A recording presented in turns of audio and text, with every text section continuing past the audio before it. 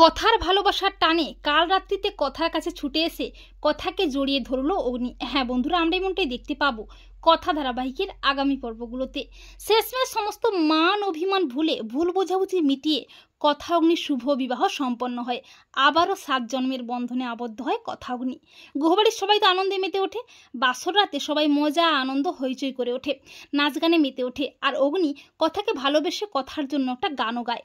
এরপর পরদিন সঞ্চিতা নিজের হাতে কথাকে বরণ করে গুহবাড়িতে তোলে। সঞ্চিতা বলে, অগ্নি, কথা, তোমরা কিন্তু আজকে কেউ কারো মুখ দেখো না, আজ তোমাদের কাল রাত্রি। এরপর সঞ্চিতা কথার কাছে শুয়ে পড়ে, কিন্তু অগ্নির মনটা আনচান করতে থাকে কথার জন্য।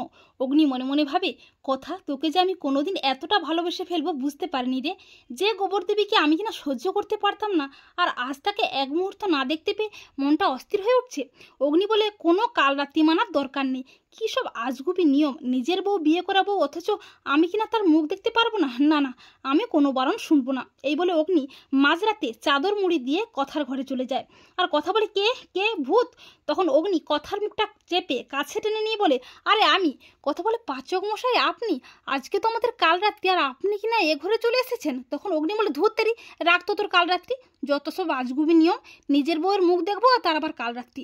অগ্নি বলে, কথা, আই লাভ ইউ, আমি তোকে খুব ভালোবাসি। তখন কথা বলে, কি পাচক মশাই, অবশেষে হার মারলেন তো, ভালোবেসে ফেললেন তো এই কথাগুলিকে? তখন অগ্নি বলে, আর পারলাম না রে, তোর ভালোবাসার কাছে আমি হেরে গেলাম। কথা বলে, পাচক মশাই, কেউ আমাদের এই অবস্থায় দেখে ফেললে কিন্তু সর্বনাশ হয়ে যাবে। অগ্নি বলে, কোনো সর্বনাশ হবে না। আর ঠিক তখনই সঞ্চিতা চিৎকার করে বলে, কথা অগ্নি, আজ তোমাদের কাল রাত্রি না, আর তোমরা কিনা এভাবে একসাথে, ছি ছি। আর ঠিক তখনই বাড়ির সবাই চলে আসে।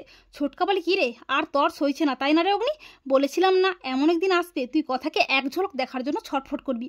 তো বন্ধুরা, তোমরা এটাই চাও তো যে অগ্নি যেন কথাকে ভালোবেসে কাছে টেনে নিয়ে তার ভালোবাসার কথা জানায়? কমেন্ট করে জানাতে ভুলো না তোমাদের মতামতটি।